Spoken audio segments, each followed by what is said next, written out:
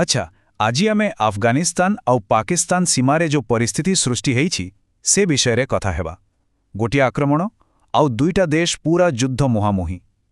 ତେବେ ଚାଲନ୍ତୁ ଦେଖିବା ପ୍ରକୃତରେ ଘଟଣାଟା କ'ଣ। ହଁ, 400 ଏଟା ଖାଲି ଗୋଟେ ସଂଖ୍ୟା ନୁହେଁ। ତାଲିବାନ ଦାବି କରୁଛି କି କାବୁଲରେ ଗୋଟେ ଭୟଙ୍କର ଆକ୍ରମଣ ହେଲା ଆଉ ସେଥିରେ ଏତିକି ଲୋକଙ୍କର ମୃତ୍ୟୁ ହୋଇଛି। ଭାବିଲେ ଦେହ ଶୀତେଇ ଯାଉଛି ନୁହେଁ? କଥାଟା ଆରମ୍ଭ ହେଲା ଗୋଟେ ରାତିରୁ। ମଝିରାତିରେ ଗୋଟେ ହସ୍ପିଟାଲ ଉପରେ ହଠାତ୍ ବୋମା ମାଡ଼ ହେଲା। ଆଉ ଜାଣିଛନ୍ତି, ସେହି ଗୋଟିଏ ଘଟଣାରୁ ହିଁ ଏମିତି ନିଆଁ ଲାଗିଲା ଯେ ଆଜି ଦୁଇ ପଡ଼ୋଶୀ ଦେଶ ଯୁଦ୍ଧ ପାଇଁ ପ୍ରସ୍ତୁତ। ତାରିଖ ଥିଲା ମାର୍ଚ୍ଚ 16। ସେଦିନ ରାତ୍ରି ଅଭିଯୋଗ ଆସିଲା। ପାକିସ୍ତାନର ଏକ ଏୟାର ଷ୍ଟ୍ରାଇକ୍ ସିଧାସଳଖ କାବୁଲରେ ଥିବା ଓମେଦ ନିଶା ନିବାରଣ କେନ୍ଦ୍ରକୁ ଟାର୍ଗେଟ୍ କରିଛି।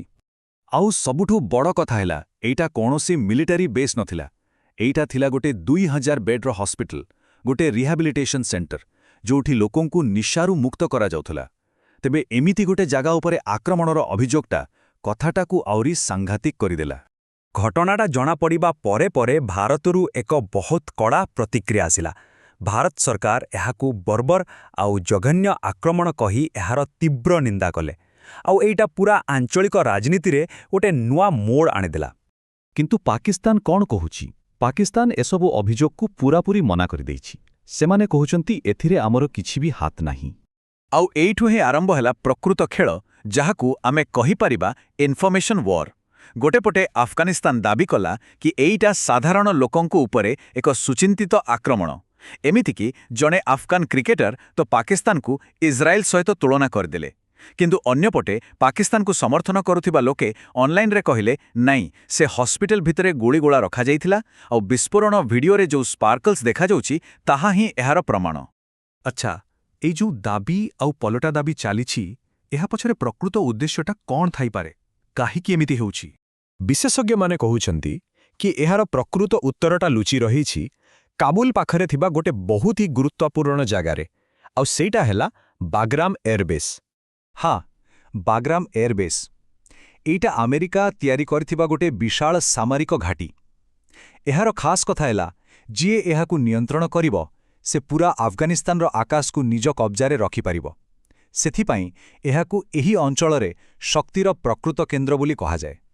ତେବେ ଏବେ ଯେଉଁ ଥିଓରି ସାମ୍ନାକୁ ଆସୁଛି ତାହା ହେଲା, ଏ ଆକ୍ରମଣର ଅସଲ ଲକ୍ଷ୍ୟ ହସ୍ପିଟାଲ ନଥିଲା। ଏହାର ଅସଲ ଉଦ୍ଦେଶ୍ୟ ଥିଲା ତାଲିବାନ ସରକାର ଉପରେ ପ୍ରେସର ବନେଇବା, ମାନେ ବାଗ୍ରାମ ଭଳି ଗୁରୁତ୍ୱପୂର୍ଣ୍ଣ ଜାଗାକୁ ଟାର୍ଗେଟ୍ କରି ତାଲିବାନକୁ ଦୁର୍ବଳ କରିଦେବା। ଏହା ଏକ ବଡ଼ ରଣନୀତିର ଅଂଶ ହୋଇପାରେ। କିନ୍ତୁ ଗୋଟେ କଥା ଆଶ୍ଚର୍ଯ୍ୟ ଲାଗୁଛି, ଏତେ ବଡ଼ ଘଟଣା ଘଟିଗଲା, ହେଲେ ସାରା ଦୁନିଆ ଏକ ପ୍ରକାର ଚୁପ୍। ଏମିତି କାହିଁକି? କାରଣ ସିଧା କଥା ହେଲା, ଦୁନିଆର ଧ୍ୟାନ ଏବେ ଅଲଗା ଜାଗାରେ। କେଉଁଠି ରୁଷ ୟୁକ୍ରେନ ଯୁଦ୍ଧ ଚାଲିଛି, ତ କେଉଁଠି ଆମେରିକା ଇରାନ ଭିତରେ ତିକ୍ତତା ବଢ଼ୁଛି। ଏସବୁ ଭିତରେ ବଡ଼ ବଡ଼ ଦେଶମାନେ ଅନ୍ୟ କଥାରେ ବ୍ୟସ୍ତ ଅଛନ୍ତି। ଆଉ ଆନ୍ତର୍ଜାତୀୟ ସ୍ତରରେ ଏ ଯେଉଁ ଚୁପି, ଏଇଟା ହିଁ ସବୁଠୁ ବଡ଼ ବିପଦ। କାରଣ ବାହାରୁ କୌଣସି ଚାପ ନାହିଁ। ତେଣୁ ଏହି ଛୋଟ ଆଞ୍ଚଳିକ ବିବାଦଟି କେତେବେଳେ ଯେ ଗୋଟେ ବଡ଼ ଯୁଦ୍ଧର ରୂପ ନେଇଯିବ, କେହି କହିପାରିବେନି। ଆଉ ହଁ, ଆଫଗାନିସ୍ତାନ କିନ୍ତୁ ଚୁପ୍ ବସିନି। ତାଲିବାନ ସରକାର ଖୋଲାଖୋଲି ଧମକ ଦେଇଛି ଯେ ସେମାନେ ଏହାର ଜବାବ ସେମାନଙ୍କ ନିଜ ଭାଷାରେ ହିଁ ଦେବେ। ଏଇଟା ବୁଝିପାରୁଥିବେ ଗୋଟେ ସିଧାସଳଖ ଯୁଦ୍ଧର ସଂକେତ। ତେବେ ଆଗକୁ କ'ଣ ହୋଇପାରେ? ଦେଖନ୍ତୁ, ପ୍ରଥମେ ହୁଏତ ପାକିସ୍ତାନ ତରଫରୁ ଏୟାର ଷ୍ଟ୍ରାଇକ୍ ଜାରି ରହିପାରେ। ଯଦି ଏମିତି ହୁଏ, ତାପରେ ପାକିସ୍ତାନ ହୁଏତ ସ୍ଥଳ ସେନା ପଠାଇପାରେ। ଆଉ ଯଦି ତାହା ହୁଏ, ତେବେ ତାଲିବାନ ଏହାର କଡ଼ା ମୁକାବିଲା କରିବ। ଆଉ ଫଳସ୍ୱରୂପ ଗୋଟେ ବଡ଼ ଧରଣର ଆଞ୍ଚଳିକ ଯୁଦ୍ଧକୁ କେହି ବି ରୋକିପାରିବେ ନାହିଁ।